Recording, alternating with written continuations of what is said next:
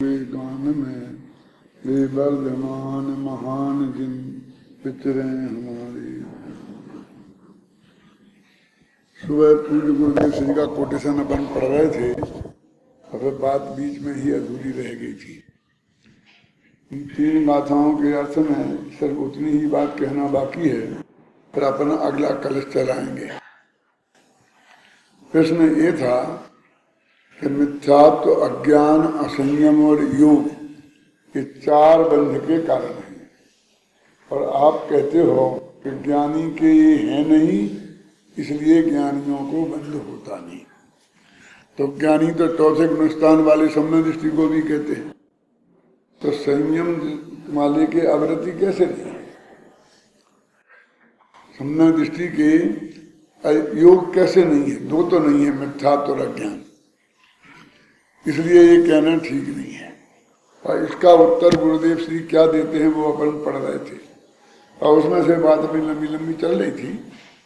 वो कहाँ छूटी थी उसे तो छोड़ दो, लेकिन गुरुदेव का कोटेशन अपन पढ़ते हैं। चौथे गुणस्थान में जब सम्यक दर्शन व आत्मानुभव प्रकट होता है, तब अनंत गुणों का आंशिक निर्मल पर्याय प्रकट हो जाती है। आंशिक रूप से अवृतपना टल जाता है, अवृत्ति टल जाती है। निष्क्रियत्व गुण की भी आंशिक निर्मल पर्याय प्रकट हो जाती है, अर्थात आंशिक रूप से आत्मा में अकंप भाव प्रकट हो जाता है। सर्वथा योग का अभाव तो 14वें गुणस्थान में प्रकट होता है, परंतु चौथे गुणस्थान में अंश रूप से योग का अभाव हो जाता है। बात ऐसी है कि योग असंयम कहते तो उसे है अवृत्ति, अवरत सम्यक दृष्टि। ये गुणस्थान का नाम क्या है? अवरत सम्यक, व्रत नहीं है। लेकिन अनंतानुबंधी जो चारित्र की प्रकृति है, तो उसके चले जाने से कुछ ना कुछ संयम तो प्रकट हो जाता है। और ऐसे ही योग के कंपन में भी थोड़ा बहुत तो फर्क पड़ता है। तो आरंभ हो जाने की अपेक्षा की बात यहाँ पर कह दी है। पूर्णता तो 14वें गुणस्थान में होगी योग की, और अवरति की समझ लो 12वें गुणस्थान के बाद 13वें गुणस्थान में होगी। अवरति जो है, अब इसको जरा थोड़ा बारीकी से समझें।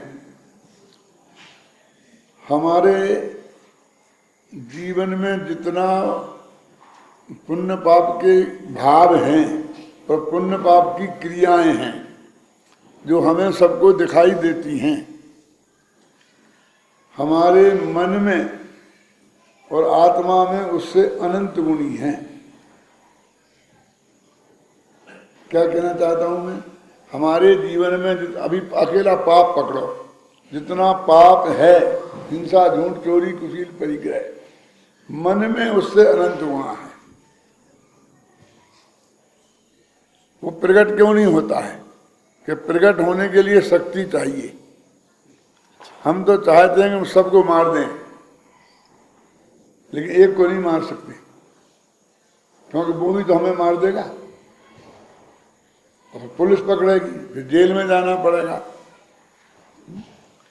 रावण के मन का पाप सारी दुनिया को प्रकट हो गया, क्योंकि उसे किसी का डर नहीं था। अर्ध चक्रवर्ती सम्राट था, कोई उसे रोक नहीं सकता था। सीता का अपहरण करके ले गया और कहने लगा कि मैं तो अपनी पटरानी बना के रखूंगा। अब आज के लोग इस दुनिया में जितने हैं, वे अब सब अपने छाती पे हाथ रखकर देखें कि किसी माँ बहन को देखकर उनके अंदर भी ऐसा विकल्प आ जाए तो वे जबान पे ला सकते हैं? क्यों? कि किसी भी औरत को पकड़ के ला के रख ले और कहेगा नहीं मैं तो इसे अपने घर में रखूंगा। मोहल्ले वाले पिटाई कर देंगे, सबसे पहले तो पत्नी पीटेगी। क्यों? माँ बाप पीटेंगे, मोहल्ले वाले, सरकार है नहीं? तो वो उसका ये भाव प्रकट क्यों हो गया? इसलिए हो गया कि वो शक्तिशाली था, उसे किसी का डर नहीं था। और सामान्य जन के अंदर भी ऐसे भाव होते हैं, लेकिन वे प्रकट नहीं होते हैं। उन्हें तो राजा साहब को लग जाएगा मुझे तो बाहुबली का राज चाहिए, भरत चक्रवर्ती को चढ़ाई कर दी। अब तुम्हें भी मन में बहुत आता है कि पड़ोसी क्या कम से कम 2 फुट जमीन तो मैं हड़प लूं तो मेरा जीना ढंग से बन जाए, क्यों? लेकिन नहीं हड़प सकते, मन में बहुत इच्छा होती है। दुकान मकान लेने की बहुत इच्छा होती है, कितनी कितनी झंझटें हैं। तो गवर्नमेंट के डर से, समाज के डर से, घर वालों के डर से, बाल बच्चों के डर से, क्यों? रावण के कितने बड़े बड़े बेटे थे, इंद्रजीत को है ना बेटा ही था ना, और चक्रवर्ती के भरत के कितने बड़े बेटे थे मालूम? मारीच उनका बेटा था, और वो ऋषभ देव के साथ दीक्षा ले गया था, इतना बड़ा बेटा था, और उसके बाद हजारों शादियां करी बोलो। और आज किसी को दूसरी शादी है, पत्नी पहली पत्नी मर जाने के बाद भी दूसरी शादी करने का विकल्प आए तो बच्चे क्या कहेंगे, इसका भी विकल्प सताता है। घर में एडजस्टमेंट होगा कि नहीं होगा? तो हमारे मनों में जितना पाप है वो हमारे जीवन में उसका अनंतमा भाग भी नहीं है। अब वो बड़ा पाप है जो मन में है, और जो छोटे पाप है तो वो अनंत गुणा पाप निकल गया, अनंतानुबंधी कसाय निकली तो, लेकिन वो तो हमारे जीवन में प्रकट था ही नहीं, तो पता कैसे चलेगा ये वृत्ति हो गया। अंदर में शुद्धि तो कितनी बड़ी, लेकिन बाहर नहीं प्रकट होती। और आचार्य कहते हैं जब तक बाहर की प्रकट नहीं होगी तब तक चरणानी योग उसको वृत्ति नहीं मानेगा। चरणानी योग, कर्णानी योग तो कहेगा कि हो गया काम, अध्यात्म भी कहेगा कि काम हो गया, लेकिन चरणानी योग कहता है कि हमें तो जादू तो उसे कहते हैं जो सिर पर चढ़कर बोले।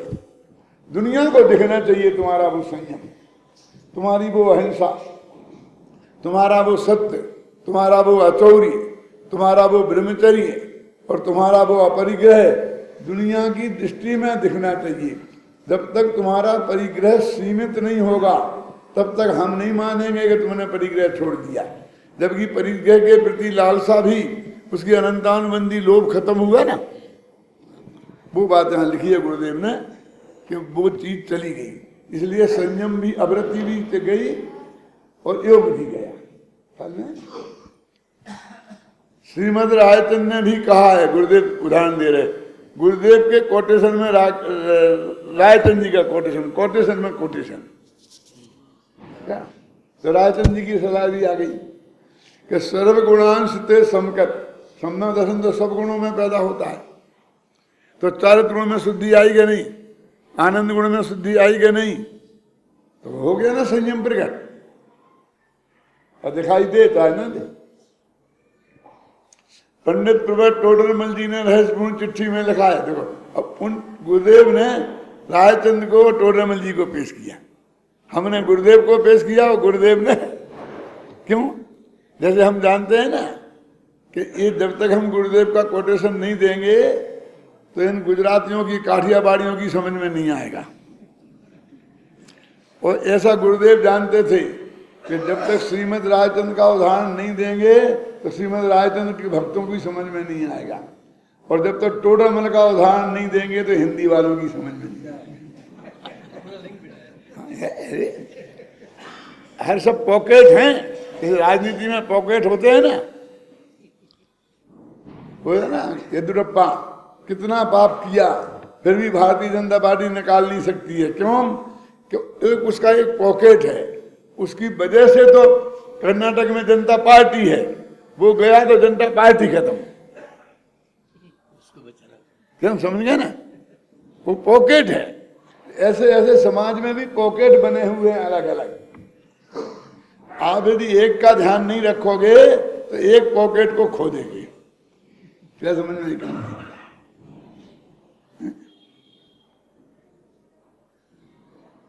इसलिए बराबर नाम लेके कोटेशन दे के बात कह रहे कि नहीं कह रहे।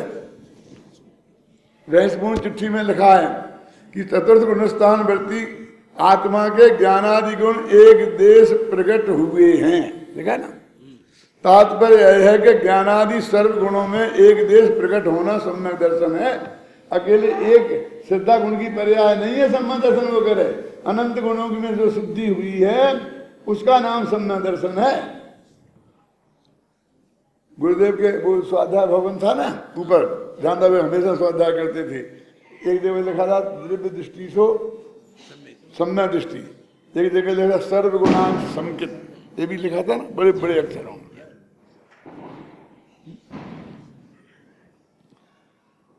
देखो, एक देश प्रकट होना सो सम्यक दर्शन और सर्वदेश प्रकट होना सो केवल ज्ञान है ना। इसका अर्थ ही यह हुआ कि सर्व गुणों में चौथे गुण स्थान से ही आंशिक निर्मलता प्रकट होती है। जिसे अनंत गुणों के एक पिंड रूप आत्मद्रव्य का अनुभव हुआ, उसका यथार्थ ज्ञान होकर प्रतीति हुई, उसे सर्व अनंत गुणों में अंश तो निर्मल प्रकट होता ही है। ज्ञानी समकृति जीव भेद विज्ञान के बल से क्रमशः अंतः स्थिरता करके स्वरूप में ठहर कर पर संग से रहित हो कर्मों से मुक्त हो जाता है। ये पूरा कोटेशन गुरुदेव का है क्या। अब ये मैंने जो निष्कर्ष निकाला है सारी रामायण का वो पढ़ता हूँ। मुझे खत्म करना है, मैं कल पूरा करके जाऊंगा ये अध्याय।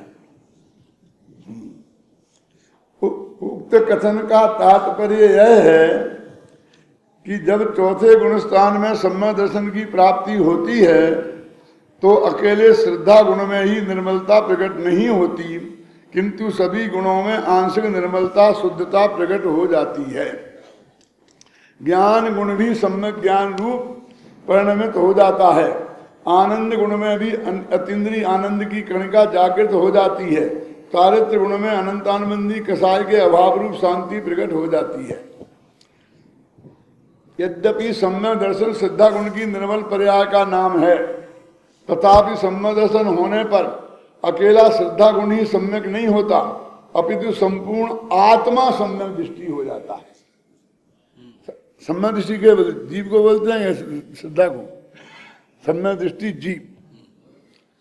एक गुण का रूप दूसरे गुण में विद्यमान रहने से सभी में सहज शुद्धता प्रकट हो जाती है। एक गुण का रूप दूसरे गुणों में किस प्रकार रहता है, इसका विशेष स्पष्टीकरण इसी ग्रंथ के अंत में 47 शक्तियों के प्रकरण में विशेष विस्तार से किया जाएगा। ये जो तात्पर्य मैंने लिखा है इसमें सब आ गया। अब समय सार टीका और ये समय सार अनुशीलन में क्या अंतर है। ये जो कोटेशन दिए ये सब उसमें से निकाल दिए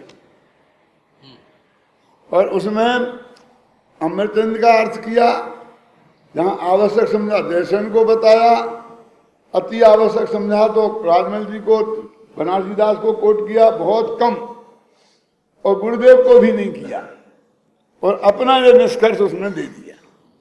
इसलिए माल तो पूरा मिल गया उस टीका में। अब जिसे विस्तार से सबको देखना होगा इसमें देखें, समझ गए ना।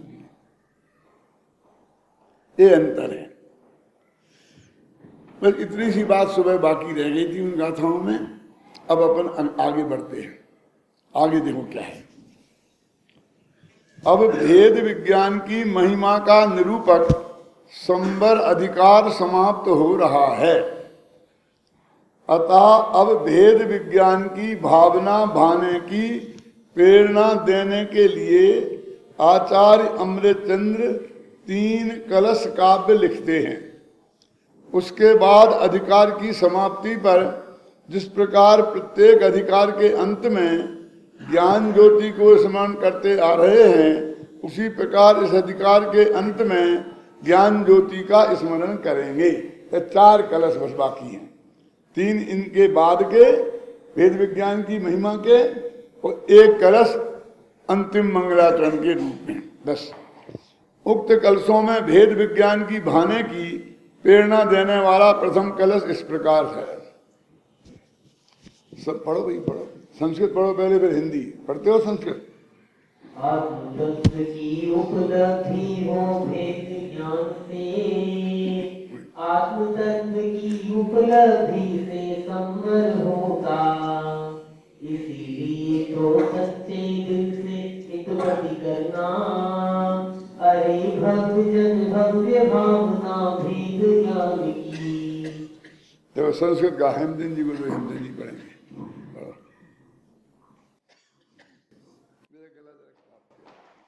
संपद्यते संवर एष साक्षात् बुद्धात्मसंपत्ति किलोपलम्बा तभेद विज्ञान तत्एव तस्मात् तद्भेद विज्ञानमतीव भव्यम्। कहते हैं शुद्धात्म तत्वस्य किलोपलम्भात्, शुद्धात्म तत्व की प्राप्ति से साक्षात संवर संपद्यते, संवर प्रकट हो जाता है, संवर साक्षात प्रकट हो जाता है। क्या आज शुद्ध तत्व की प्राप्ति होती है तो उससे संवर प्रकट हो जाता है। भेद विज्ञान से क्या होता है? शुद्ध तत्व की प्राप्ति, और शुद्ध तत्व की प्राप्ति से संवर प्रकट हो जाता है। देखा ना, सब भेद विज्ञान तएव तस्मात्, उस शुद्धात्म तत्व की उपलब्धि भेद विज्ञान से ही होती है। तद भेद विज्ञानम अतीव भाव्यम, इसलिए भेद विज्ञान को उत्कृष्टता से भाना चाहिए। वो कहते हैं अब हमें शुद्धात्म तत्व की प्राप्ति करना है, हमें क्या चाहिए? संवर, कर्म का आना रुक जाए, यही चाहिए ना। तो कहते शुद्धात्मा की उपलब्धि करो, रुक जाएगा। कि शुद्धात्मा कहाँ मिलेगा? कि भेद विज्ञान से शुद्धात्मा की उपलब्धि होगी। इसलिए मूलतः करने योग्य एकमात्र भेद विज्ञान ही है। अब पढ़ो हिंदी का, देखो कि आत्म तत्व की उपलब्धि हो भेद ज्ञान से। देखो हेमचंद जी, आप देखो तीसरी पंक्ति में है भेद विज्ञान की बात संस्कृत में, पर हमने पहली पंक्ति में ली। क्यों? उसको हमने सीधी कर दिया। उनने तो ऐसा कहा था कि भेद आत्मा प्राप्त होगा तो उससे संवर होगा, और आत्मा कैसे प्राप्त होगा? कि भेद विज्ञान से। हम कहते भेद विज्ञान से आत्मा उपलब्ध होगा, और आत्मा की उपलब्धि होगी तो संवर होगा। इसलिए अब हमें भेद विज्ञान निरंतर भाना चाहिए। अब थोड़ा समझ लें जब इसकी गहराई में जाकर के, भेद विज्ञान माने क्या है। मेरी एक किताब है तीर्थंकर महावीर और उसका सर्वोदय तीर्थ, उसमें मैंने इसके बारे में बहुत अच्छा लिखा है, और मैंने यहाँ उसे कोट किया है। इसलिए मैं वो ही पढ़ के आपको सुना देता हूँ, मेरा कहने से ज्यादा अच्छा वो लगेगा आपको।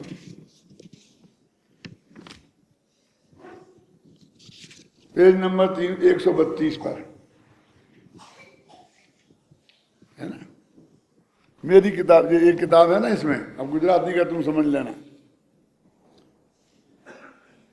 है। इसी के मामले में भेद विज्ञान का स्वरूप मैंने 24 वर्ष पहले जब ये लिखा था, इसके 24, आज से तो 36 वर्ष पहले हो गया, तीर्थंकर भगवान महावीर और उसका सर्वोदय तीर्थ पृष्ठ 128-29 पर इस प्रकार स्पष्ट किया है। मिल गया 150 पे। देखो भैया, ये इतना बढ़िया लिखा है कि मैं बोलकर उतना बढ़िया नहीं बोल सकता। ये शांति से सुनना। पर से भिन्न निजात्मा को जानना ही भेद विज्ञान है। भेद विज्ञान स्व और पर के बीच किया जाता है, अतः इसे स्वपर भेद विज्ञान भी कहा जाता है। वस्तुतः यह आत्म विज्ञान ही है, क्योंकि इसमें पर से भिन्न निजात्मा को जानना ही मूल प्रयोजन है। ये सन 74 में लिखा गया। सन 74 समझ गए? आज कितना है? 11, और 74 से 11 में कितने वर्ष हो गए? 26 और 11 37। ये भगवान महावीर का निर्वाण महोत्सव था ना, तो उसमें एक किताबें 40,000 छप के बटी थी, और ये महासमिति ने बांटी थी, वो साहू शांति प्रसाद जी ने और उन लोगों ने। गुरुदेव की हाजिरी, गुरुदेव तो हाजिर 37 साल पहले गुरुदेव नहीं थे क्या? गुरुदेव की हाजिरी में ख्याल में आई ना। ये देखो, भेद विज्ञान में मूल बात दोनों को मात्र जानना या एक साथ जानना नहीं है, भिन्न भिन्न जानना है। भिन्न भिन्न जानना भी नहीं है, पर से भिन्न स्वा को जानना है, पर को छोड़ने के लिए जानना है और स्वा को पकड़ने के लिए जानना है। जानना तो दोनों को है, लेकिन इसे छोड़ना है इसलिए जानना है, इसे पकड़ना है इसलिए जानना है। पर को मात्र जानना है और स्वा को जानकर उसमें जमना है, रमना है। स्व और पर को जानने का आशय उनके भेद प्रभेदों के विकल्प जाल में उलझने से नहीं, किंतु समस्त भेद जिसमें समा गए हैं ऐसे अभेद अखंड आत्मा को अखंडपने जानने से है। कमल जी, आपके पास किताब नहीं है? इनकी में देखो, दृष्टि की अपेक्षा त्रिकाली ज्ञानानंद स्वभावी ध्रुव चैतन्य निज तत्व ही स्वा है।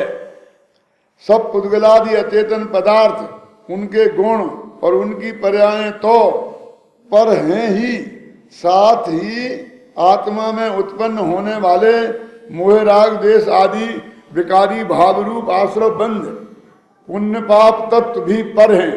यहाँ तक कि संबर निद्रा और मोक्ष रूप अविकारी पर्यायें भी पर की कोटि में ही आती हैं, क्योंकि इन्हें जीव तत्व में मान लेने पर संबरादि तत्व जुदे नहीं बनेंगे। इस पर मुझे 25,000 का पुरस्कार मिला था 37 वर्ष पहले, और गुरुदेव श्री के हाथ से मिला था। अब मालूम, भोपाल पंच कल्याणक में जी गवाई बैठे हैं, वहां जन्म कल्याण के दिन स्टेज पर 25,000 की थैली मुझे भेंट की गई थी। इसी किताब के का पुरस्कार था वो, और गुरुदेव के सामने मैंने 101 रुपया मिलाकर जिनने भेंट किया था उन्हीं को वापस दे दिया कि इससे इसी किताब का अधिक से अधिक प्रचार करो।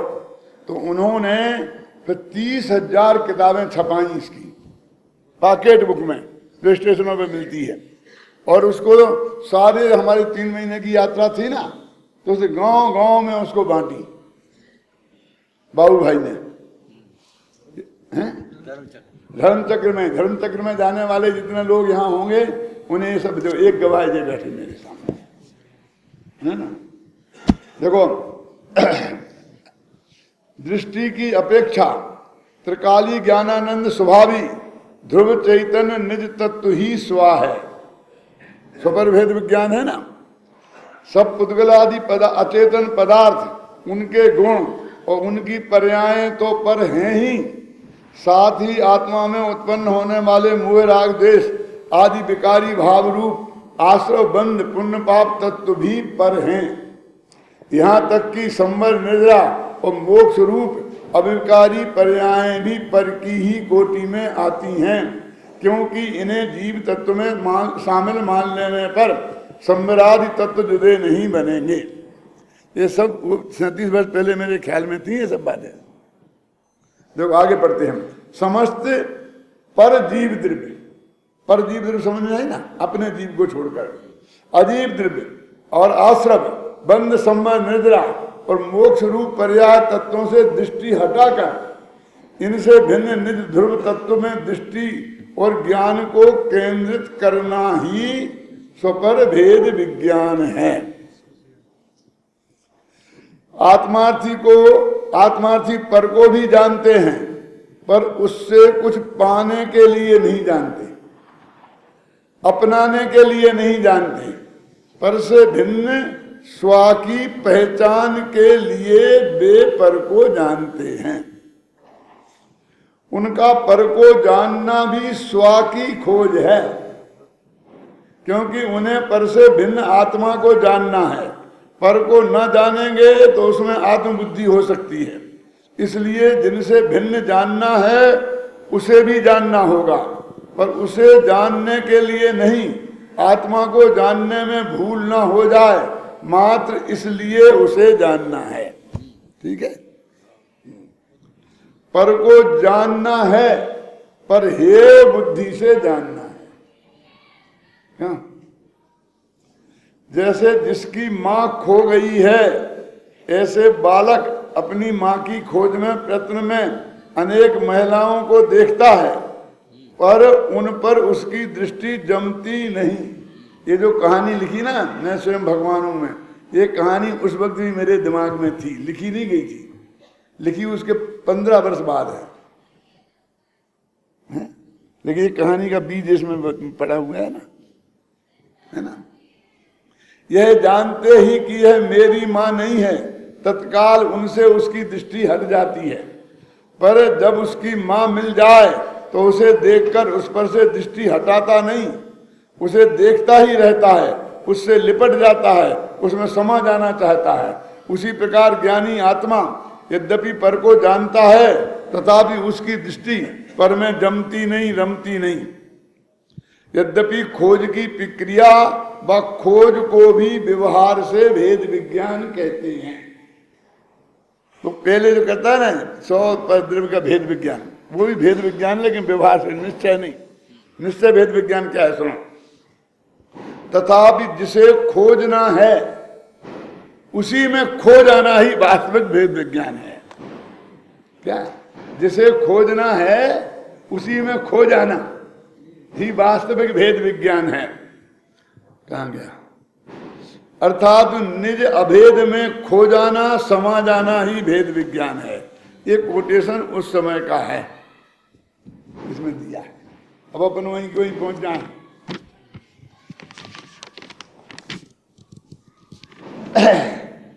संपद्यते संवर एव साक्षात शुद्धात्म तत्वस्य कलोप लंभात। कि साक्षात संवर की प्राप्ति शुद्धात्मा की उपलब्धि से होती है, और उस शुद्धात्मा की उपलब्धि भेद विज्ञानता एक भेद विज्ञान से ही होती है। इसलिए हमें निरंतर भेद विज्ञान की भावना करनी चाहिए। आत्म तत्व की उपलब्धि हो भेद ज्ञान से, आत्म तत्व की उपलब्धि से संवर होता। इसीलिए तो सच्चे दिल से नित्य प्रति करना। अरे भव्य जन भव्य भावना भेद ज्ञान की। इसमें अनुप्रास अलंकार भी है ना। अलंकार जानते कि नहीं जानते? ये जो तुम्हारी पत्नियां पहनती हैं सोने चांदी हीरों की, इनको अलंकार नहीं कहते हैं। पंडितों के अलंकार कुछ और होते हैं। यमक अलंकार, अनुस्पास अलंकार, उपमा अलंकार, छंदों के अलंकार में होते हैं ना, ख्याल में ही ना। तो ये अनुप्रास नामक अलंकार है इसमें। देखो अब बनारसी दास वाले इस छंद का पद्यानुवाद बनारसी दास जी कैसे करते हैं। भेद ज्ञान संवर निदान निर्दोष है, बरसों निर्जरा अनुक्रम मोक्ष है। भेद ज्ञान से मूल जगत में मानिए, यद्यपि है तदपि उपादे जानिए। कौन सा छंद है? अडिल्य छंद है। कैसे बोलते हैं? बोलो। ये प्रथम जीव अरहंत सुश्रुत सिद्धांत जी बोला।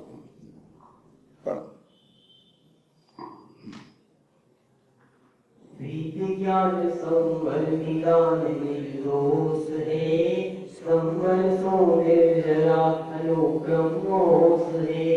भेद ज्ञान से मूल जगत महिमानिए, तदपि है तदपि उपाधि जान। बस ये झगड़ा खड़ा कर दिया बनारसी दास ने। क्या लिखा? भेद ज्ञान संवर निर्दान निर्दोष है।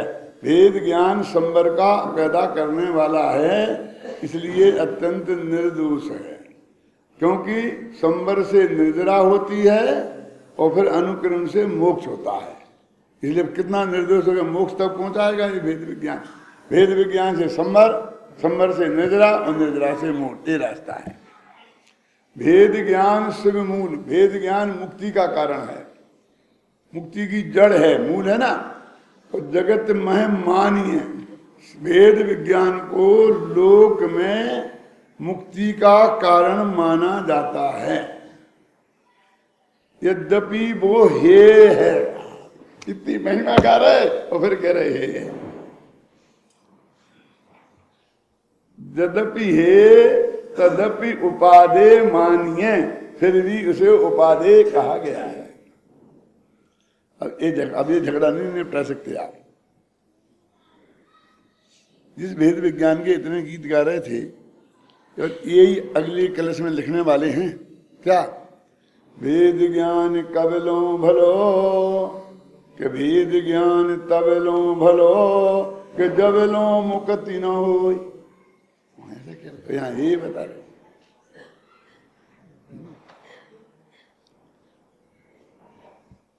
हमारा माथा ठनका के क्या करें?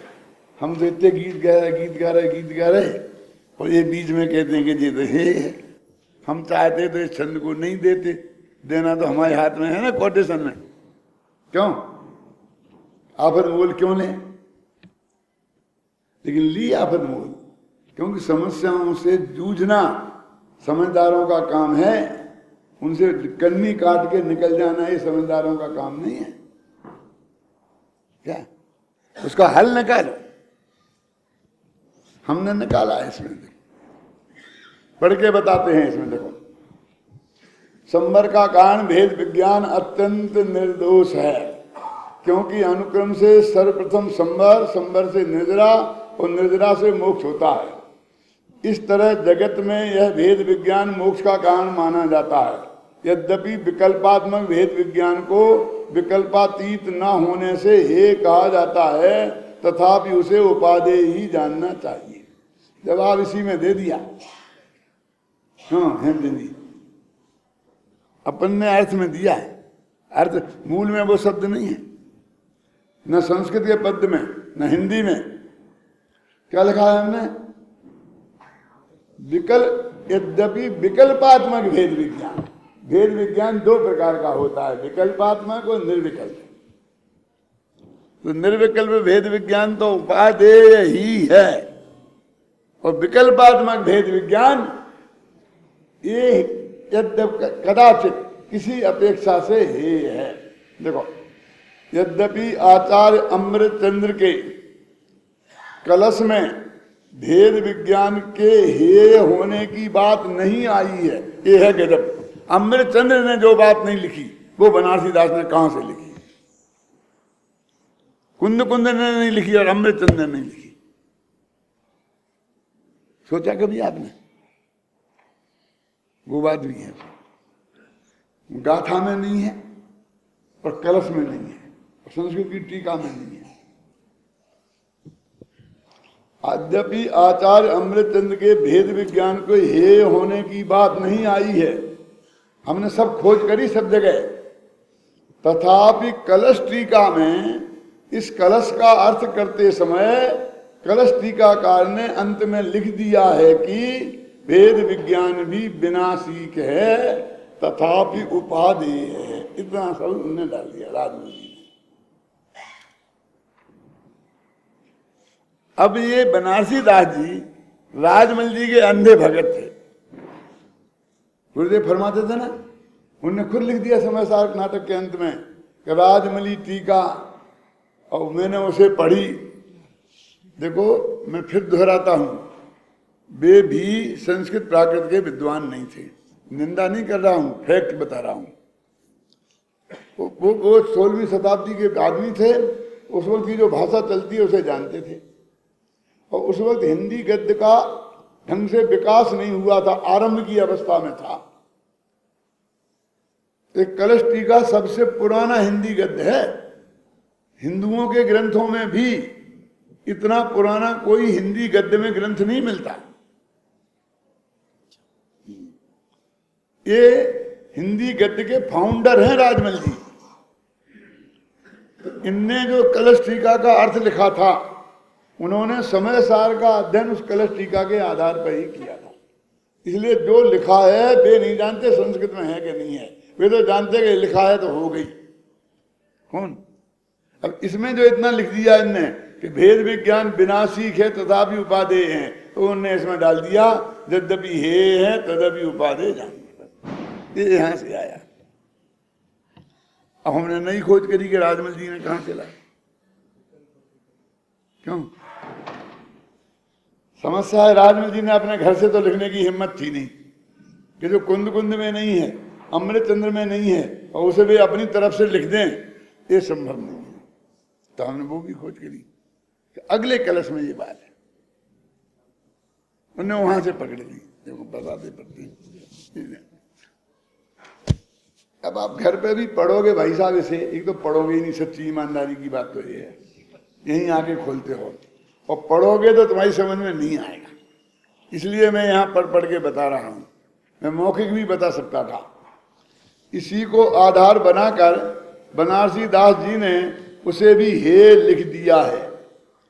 यह तो हम पहले ही स्पष्ट कराए हैं कि बनारसी दास जी के नाटक समय सार पर राजमल जी की कलश टीका का सर्वाधिक प्रभाव है। वस्तुतः बात यह है कि भेद विज्ञान विकल्पात्मक भी होता है और निर्विकल्प भी होता है। जब भी भेद विज्ञान का निषेध किया जाए तब उसका आशय तत्संबंधी विकल्प का निषेध समझना चाहिए। ये उत्तर है इसका, है ना। भेद विज्ञान की भावना भाने की प्रबल प्रेरणा देने वाले इस छंद के प्रकरण में उसे हे बताने की बात कुछ अटपटी अवश्य लगती है, तथापि आगे के कलश में इस प्रकार का भाव अत्यंत गुप्त रूप से विद्यमान है।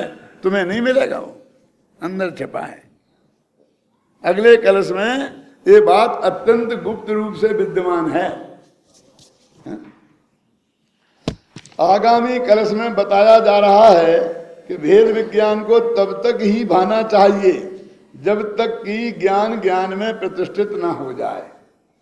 तो तब तक ही भाना चाहिए, मतलब कभी ऐसा समय भी है कि भेद विज्ञान को नहीं भाना चाहिए। तो उत्कृष्ट स्थिति तो वो होगी ना। इसका तात्पर्य यही होगा, एक स्थिति ऐसी भी आती है जब भेद विज्ञान की भावना की आवश्यकता समाप्त हो जाती है। जहां उसकी आवश्यकता समाप्त हो गई वहीं से वह हे हो जाता है। कहाँ है? जो अगला क्लास पढ़ते हैं, भावेद भेद विज्ञानम इदम अविच्छिन्न धारया यावत् तावत् पराच्युत्वा ज्ञानम ज्ञाने प्रतिष्ठते। कहते भेद, पढ़ो भैया इसका हिंदी है। भव्य जन भव्य भावना भेद ज्ञान की, सच्चे मन से निराम के कब तक भाना, जब तक पर से हो यह ज्ञान ज्ञान में, फिर ना हो जाए अधिक क्या कहें। भगवान इससे ज्यादा और क्या कहेंगे, आप समझे ना। वो कहते ज्ञान जब तक फिर ना हो जाए तब तक भगवान की एक पूजा आती है जिसमें आता है ना कि वो क्या बोलो, शुभ भाव रहे तब तक जब तक, हाँ बोलो बोलो, तब तक सत्संगति नित्य रही, तब तक मम संयम चित्त रही। हे भगवान, तब तक, कब तक? जब तक मैं अपने आत्मा में लीन नहीं हो जाता हूं तब तक मैं तुम्हारी भक्ति करूं, अनंत काल तक मैं तुम्हारी भक्ति करता रहूं, ऐसी मेरी भावना नहीं है। हाँ, तोलों से ऊंचे जिनके मुख जोलो न पाऊं, माने ये एक लिमिट है, एक लिमिट के बाद छूट जाएंगी चीजें। इसमें से वो भाव राजमल जी ने एक छंद पहले ही निकाल दिया और वो उसमें डाल दिया। बहुत बुद्धिमान थे राजमल जी। और राजमल जी कैसे विपरीत संयोगों में रहते थे मालूम आपको? जिस राजमल जी की टीका पर गुरुदेव लट्टू थे, उस पर जिन्होंने प्रवचन किए और राजमल जी की आचार्यों जैसी प्रशंसा करते थे, वे भट्टारक विराट नगर में रहते थे। विराट नगर है जयपुर से अलवर के बीच में। उसको उस वक्त आजकल बैराट विराट बोलते थे, पहले बैराट, जो बैराठी होते ना, बैराट बोलते थे। और आज उसे फिर विराट नगर, सबसे पहले उसका नाम था विराट नगर, फिर बिगड़ते बिगड़ते बैराट हो गया, फिर स्वतंत्र भारत में फिर विराट नगर कर दिया। वहां के भट्टारक थे, उनके भट्टारक के पंडित थे। अब सोचो, भट्टारक 1000 वर्ष से कितने भ्रष्ट हो गए थे और उनका साम्राज्य हो गया था। उनकी इच्छा के विरुद्ध कोई जनता कुछ नहीं बोल सकती थी। और उनके अंदर, उनके साथ रहते हुए कितने गहरे तत्व के विद्वान थे और कैसी कैसी बातें लिखी हैं। उन्हें सेटिंग कर रखी होगी उनसे, जो भी हुआ हो, जैसे विपरीत संयोगों में। आप कल्पना नहीं कर सकते हैं हेमचंद जी। या अब ये दोनों छंद एक साथ पढ़ो। अब आप लोग ध्यान से सुनना, बहुत आनंद आएगा यदि यहाँ समझ में आया होगा तो। तुम पढ़ो नहीं, संस्कृत नहीं, हिंदी पढ़ो, सबकी समझ में आए। अरे भव्य जन भव्य भावना भेद ज्ञान की, सच्चे मन से इंद्रियाम के तब तक भाना, जब तक पर से हो विरक्त यह ज्ञान ज्ञान में, फिर ना हो जाए अधिक क्या कहे जिनेश्वर। पहला छंद तुमने पढ़ा ही नहीं, उससे मिलान करके पढ़ो तो आए मजा। हाँ, आत्म तत्व की उपलब्धि पिछले छंद से। हाँ हाँ पढ़ो, अब पढ़ो, एक दोनों का मिलान करके देखना। आत्म तत्व की उपलब्धि हो भेद ज्ञान से, आत्म तत्व की उपलब्धि से संबल होता, इसीलिए तो सच्चे दिल से नित प्रति करना। अरे भव्य जन भव्य भावना भेद ज्ञान की, अरे भव्य जन भव्य भावना भेद ज्ञान की, सच्चे मन से विराम के तब तक भाना, जब तक पर से हो विरक्त यह ज्ञान ज्ञान में, फिर ना हो जाए अधिक क्या कहे जिनेश्वर। देखो, अंतिम, उस पहले छंद की अंतिम 2 पंक्तियां और दूसरे छंद की आरंभ की 2 पंक्तियां बिल्कुल रिपीटिशन है, थोड़े शब्द बदल कर। अध्यात्म में रिपीटिशन गुण माना जाता है। वहां कहा था, अरे भव्यजन भेद ज्ञान की भावना तब तक निरंतर भाना, और यहाँ कह दिया, अरे भव्यजन भव्य भावना भेद ज्ञान की, और सच्चे मन से बिन विराम के तब तक भाना। वही तो बात है ना।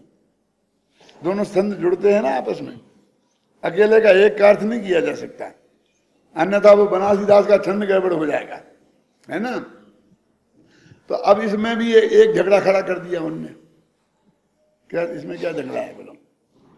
अरे भव्यजन भव्य भावना भेद ज्ञान की, सच्चे मन से बिन विराम के तब तक भाना। कब तक? कि जब तक पर से हो विरक्त यह ज्ञान ज्ञान में ही थिर ना हो जाए। दिनेश्वर भगवान इससे अधिक क्या कहें? अब जो बाकी तो रिपीटिशन है, और दिनेश्वर भगवान इससे ज्यादा क्या कहें? इसमें क्या है? अब एक ज्ञान ज्ञान में स्थिर ना हो जाए, इसका अर्थ क्या? ये झगड़ा है। अब ज्ञान ज्ञान में स्थिर हो जाने का क्या अर्थ है? चौथे गुणस्थान में भी ज्ञान ज्ञान में स्थिर हो गया, ये अर्थ भी कर सकते हैं। 7वें गुणस्थान में भी कर सकते हैं, 12वें में भी कर सकते हैं, और मोक्ष में भी कर सकते हैं। रखा है ना? हाँ, उपाय समझे ना। मोक्ष में प्रकाशक में कोट किया इस छंद, तो उनने शिष्य के मुख में डाला है। शिष्य प्रश्न करता है और उसके उत्तर टोरेमल जी देते हैं। तो अब ये देखिए क्या कि इसका उत्तर क्या है। तो इसके लिए अपन कहाँ चलें? सोनगढ़ चलें गुरुदेव के पास, कि विराट नगर चलें राजमल जी के पास, कि आगरा चलें बनारसी दास जी के पास, कहाँ चलें? जयपुर चलना पड़ेगा इसके लिए, मेरे पास नहीं, पंडित जयचंद जी छाबड़ा के पास। देखो किताब में